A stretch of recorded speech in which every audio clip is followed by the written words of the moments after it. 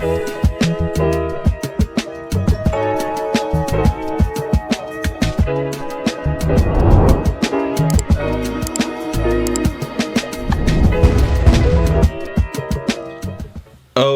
welcome to another episode of On the Wrist from Off the Cuff. To have a really cool review for you guys from the brand Weiss. They were founded out of Thailand, and they're proudly a Thai watch brand. All of their watches are designed and hand-assembled in Thailand, and they offer a blend of high quality and affordable pricing. This is a dive watch, some key characteristics and design. When you're looking for a diver, of course, you're going to want to see water resistance, typically some type of screw-down crown. You're going to want to see if that's tough, legible, with a dive time bezel and diver's extension. Is always nice if on bracelet. This is their Adamascus AD8 Zero Alpha, and it's Weiss's version of a premium automatic diver, offering a slim case profile and full 904L stainless steel construction. Now on their gorgeous new 904L bracelet featuring a toolless micro-adjusting clasp. These go for $930 full retail, or they are currently on sale at the time of recording this for $649. Also, you can make sure to use the code WEISS50 to get $50 off of a minimum of $490 US purchases. And they even have one for WEISS35 for $35 off of a purchase of $290. Now, this is not the first Weiss watch that I've reviewed on the channel. I also previously reviewed the Hitman. I was very impressed with it, although it was a little bit more derivative in terms of its style, but it was definitely very impressive in terms of its fit and finish. I've been wanting to check out the Adamascus for a long time, but I've purposely been waiting because I've been holding off for the bracelet to come out. So big shout out to Weiss Watch Company for sending this piece in for me to share with you all. So with all of that said, let's go ahead, zoom the camera out, get this piece in hand, and take a closer look. Okay guys, now this is pretty darn gorgeous. Now I did have to break the old gloves out of retirement because this is covered with polished surfaces, mainly that fully polished case. And one thing I did want to make sure to accentuate is the dial texture, which I feel like is very subtle. And of course, in other dial variations, you're going to see this pattern become more and more obvious. Here, it's definitely more subdued and subtle. And I kind of like that, especially for when you think of something that's going to be very, very versatile for everyday wear. Now, in terms of the dimensions, 41 millimeters in diameter, 11.5 millimeters thick, guys, or should I say thin. Look at that profile. Very beautifully done. Of course, it does have, I got a couple smudges on it from handling the watch earlier, guys. And of course, I do want to make sure to really showcase the level of finishing that's on there. Look at that beautifully thin case. The mid case has, of course, that upper bevel there, and then a lower, softer undercut, and it just does so many of those little tricks.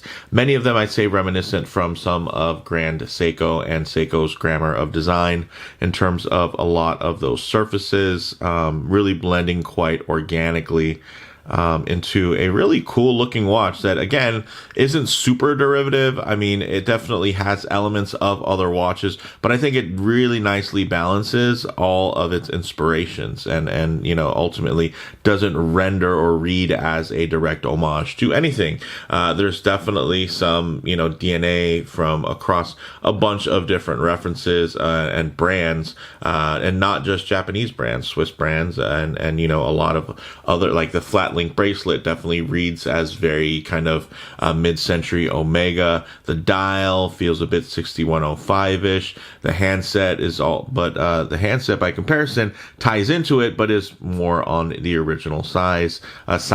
And then you do have the fully indexed bezel insert in ceramic. So I mean, you're getting 904L ceramic bezel insert, fully loomed, really well applied lume, and then just beautifully executed.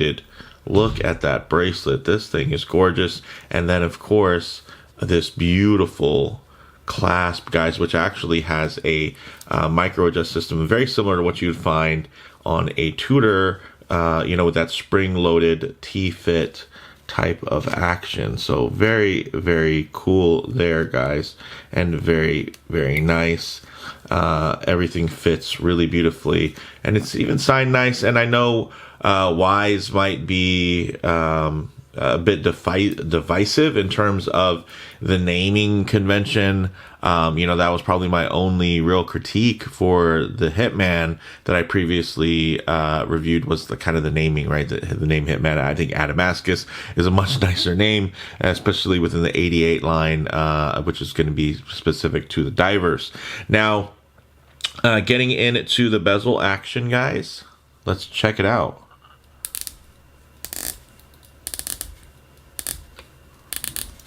Ooh. A little tougher to do with gloves on, but very nice and clicky. Ooh. All right, lines up really well as well. One more click. There you have it. Very, very nice.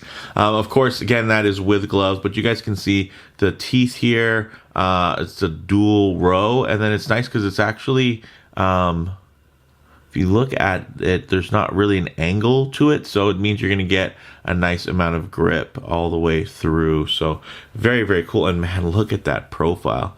So very, very thin. It does also have a screw down crown, which is nicely signed, as you guys can see right here. Beautiful. I mean, the contours on this case, on the lugs, it is very, very impressive. And this timepiece, again, at the price point, I know some of you are thinking full retail $930. That's how much it will eventually cost. That's their target.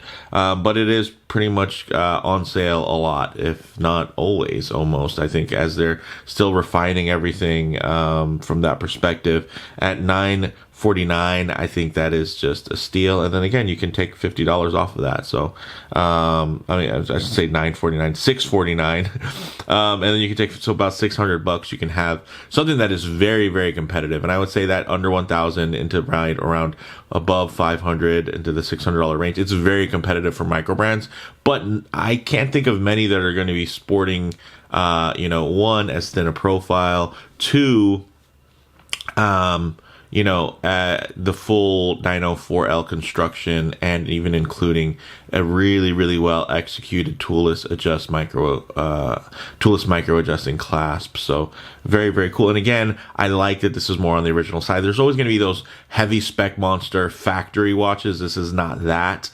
You can find those watches that you're looking for. You're not really too big on design. You just want something that has the right bullet points. If you're a spec hunter like that, this probably isn't for you. But if you're somebody who wants something different, something that is really quite, high spec, beyond what it needs, and it really approaches almost like a luxury-esque type of execution point. I mean, for the money, this is just absolutely wildly impressive. So the movement inside that keeps this thin is going to be, as you guys can see through that nice display case back, which also is a sapphire display window, is going to be the Miyota 9015. So it has a 42-hour power reserve, beats at 4 hertz or 28,800 vibrations per hour in terms of the beat rate, and that is what keeps this thin. Could they have gone with something like an LJP movement, or a higher caliber Sellita like an SW300 or an ETA 2892? Sure.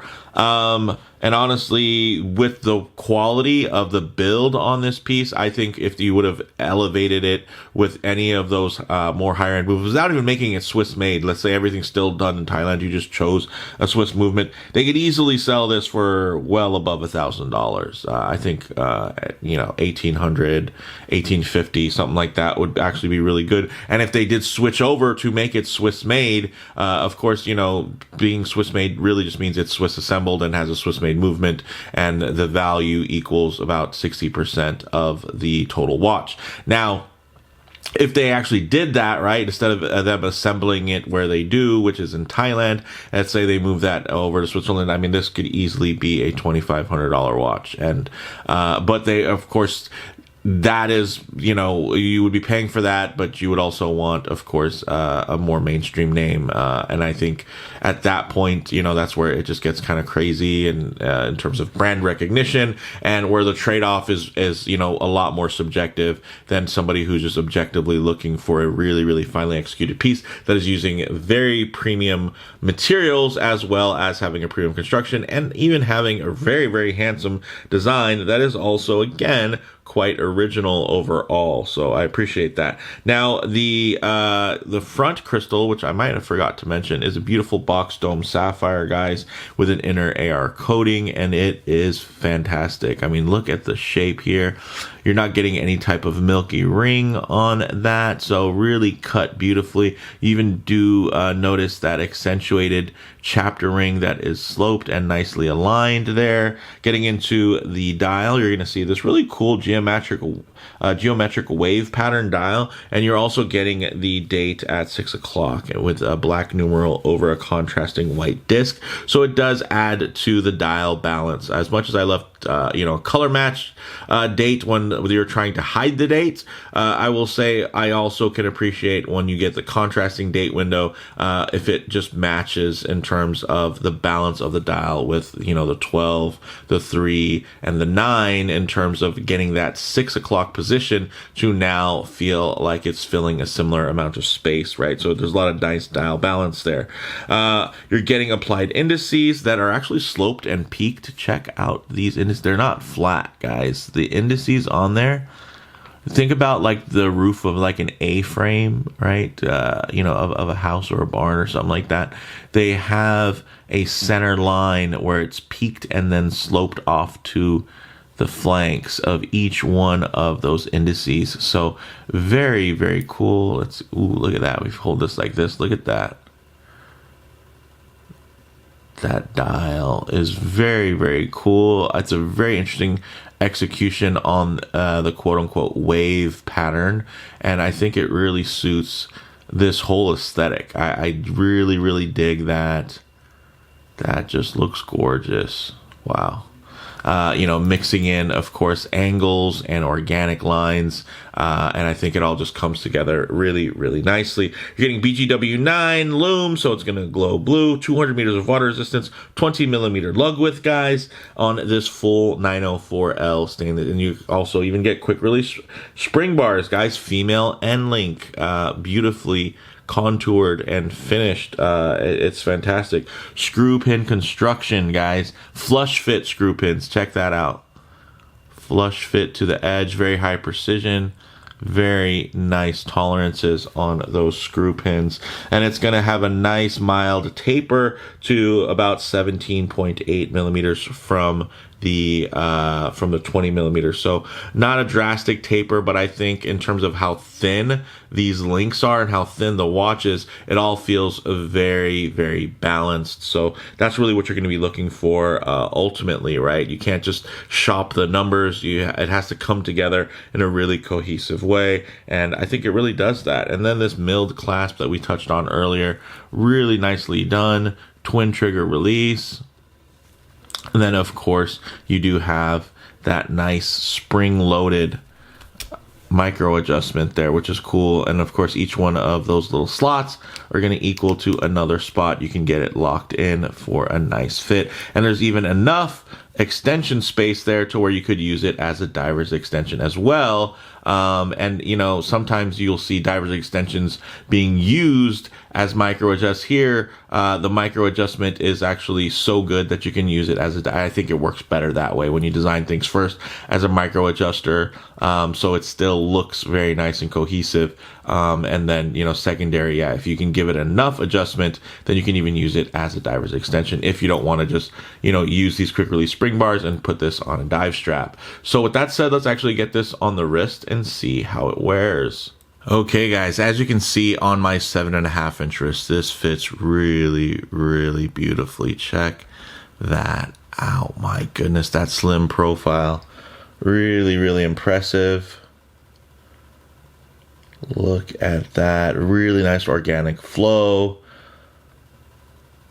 I'm digging it. Of course, if I get my wrist a bit too close to the camera lens, you're going to notice a bit of perspective distortion, and it's going to appear much larger than it actually is. So what I like to do is keep my wrist nice and low, and then just tighten up the frame here so you guys can get still a detailed look, but just add a bit of a truer aspect ratio as to how this may lay on your own wrist. My goodness, guys, look at that dial, very subtly just playing with the light, giving you a little motion, a little movement, and visual interest. Very, very nice. And of course, all of these high polished surfaces, while it might not be for everyone, again, this is a very elevated piece. And I think those who are going to be interested in this would definitely want this to be more of their dressy diver, right? A bit more of their high-end flex, because you are going to get that nice 4 Hz sweep, nice thin construction, that 904L luster in terms of the high polished surfaces, which also do help with corrosion resistance in terms of just the normal composition of 904L steel, which is why it is so, heavily coveted within the Rolex brand, as, they rebranded their own proprietary Oyster steel, but it starts out as 904L in terms of its base. But man, look at that. That is a looker. The profile is just gorgeous. It hugs all of the right ways. That beautiful high dome little sapphire there, it just flows beautifully. I dig it. And then of course you're still getting nice legibility on that fantastic dial. Very, very cool. Ooh. So let's actually get it off the wrist, set up for some Lume shots, low light transition, and closing thoughts. Okay, let's go ahead and hit the lights here. Oh yes, check that out. I am loving that, absolutely. Look at that, fully loomed, fully indexed, and it just looks absolutely stellar. But one thing I always like to work in, of course, is going to be a bit of a low light transition, because you're not always going to be out in the middle of a field enjoying direct sunlight. A lot of times you're going to find yourself coming out of buildings, walking underneath overhangs, or just hanging out underneath the shade of a tree. So it is nice to see what these colors, textures, and finishes render like in less than optimal lighting. So now you guys are going to see how much that dial can really come to life. It is quite dynamic, guys. Look at that. Very subdued, depending on the angles of the light and what's going to make it pop. But you're always going to get a high amount of legibility, because you're either going to see, of course, that nice white day lume, or you're going to see that beautiful blue BGW9 glow, which might not have quite the same pop as C3, but I will say it definitely does help in terms of longevity and just being a more mellow, cool, crisp colorway. I'm digging that. Wow. Look at the bracelet, the case finishes. Of course, unfortunately, there's a couple of fingerprints and smudges. That can't be avoided. Again, guys, this is definitely going to be more on the dressier end of divers. I don't think anyone's going to buy this as their beater watch. But if you were going to, this would definitely pick up a lot of beautiful storytelling marks, in terms of if you were to wear it and build your own patina onto it through daily use. But this dial is so cool, so dynamic. I love that it can go from a very nice subdued, very clean look to all of a sudden feeling a lot more modern and contemporary, and just a little bit more thoughtful and detailed. So I dig that a whole lot. All right, so closing thoughts on this one, guys. Where to start? Okay. I will say, on the wrist, silky smooth. That low slung wear is very, very impressive. It looks and feels as close to perfect, honestly, as I've ever experienced. The fit and finish are truly that impressive. So this thing, it wears well, it looks good doing it, and I'm here for it, guys. In terms of model variants, definitely check the links in the description for full options and availability. In terms of comparable models, this diver is right up there with some of the finest microbrand divers available. If you swap the movement to an ETA, a Sellita, or an LJP Swiss movement, and the logo to a Swiss or German made brand, I mean, even a new one without any extended heritage, you know, I could easily see this watch for selling in that $2,500 range, right? It's that well done. And honestly, there's a lot of watches that, you know, where the kind of crossover is going to be a lot more about brand recognition and not necessarily about details or complexity. So here you're going to be getting a lot of those, you know, beautiful pieces and incentives if those are the things that you appreciate and look for. So yeah, it's just executed that good. In terms of the bottom line, guys, this achieves what many would consider a luxury level of fit and finish in a slim and timeless design that balances its classic inspirations with unique modern touches. The Wise Adamascus AD8 should be right up there with, I'd say, even Christopher Ward's C60 Trident whenever discussing objective value for money beyond just brand cachet. So yeah, it's that good. I'm not saying it's better than every, like, people are going to like what they like ultimately, but when it comes to the execution, the attention to detail, and then even for those of you that are going to be very much into spec sheets and bullet points, this kind of just covers every single base. You know, again, it's just happens to be from a brand from Thailand, which isn't, you know, the most horologically popular place you think of when you think about watches. You think about Swiss, you think about the German, you think about Japanese, you think about now even a lot of French brands coming back. There's a lot of micro brands in Australia, the US. So there's so many different things to choose from within this space, and I do love that you know, the Weiss company has really come along and you know, really made a claim for the quality that you can achieve in terms of a Thai watch brand. So with that said, let me know what you all think down in the comments below. If you like the video, please do a like, and if you haven't already, please do subscribe for more content just like this. Thanks, guys.